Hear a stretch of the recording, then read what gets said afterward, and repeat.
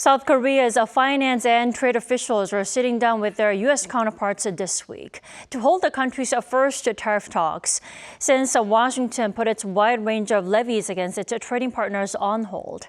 Acting President Han Duck-soo has made it clear South Korea will not be fighting but aiming for a win-win arrangement. Our Soo-young starts us off.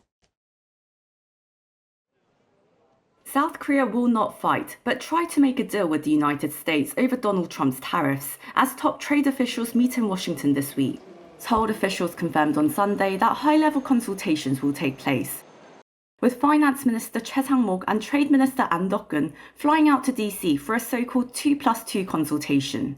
They will meet their US counterparts, Treasury Secretary Scott Bessent and US Trade Representative Jamieson Greer, on the sidelines of the IMF World Bank spring meetings. The bilateral was first proposed by the US after the Trump administration decided to delay its reciprocal tariffs, including a 25% duty on South Korean goods. The wide-ranging tariffs were paused for 90 days after panic in US markets wiped out $5.4 trillion in just 48 hours. Shortly before implementing the pause, the US president held a half-hour phone call with acting President Han Duck-soo and ordered officials to prioritize deals with allied countries like South Korea and Japan, projecting optimism that a great deal could be made. In an interview with the Financial Times published Sunday, Han said Seoul will not fight the US over its tariffs, but hinted there could be concessions for a win-win deal between the long-term allies. He suggested South Korea could increase purchases of US liquefied natural gas and commercial aircraft, and that cooperation in naval shipbuilding could help America in strengthening alliances.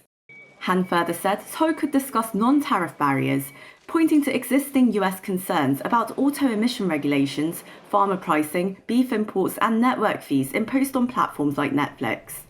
It's unclear whether the cost of keeping US soldiers in South Korea will be raised during the session.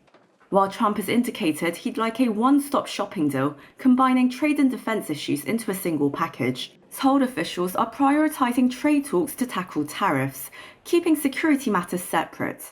The government has described the meeting as a consultation, not a negotiation, signaling a measured approach.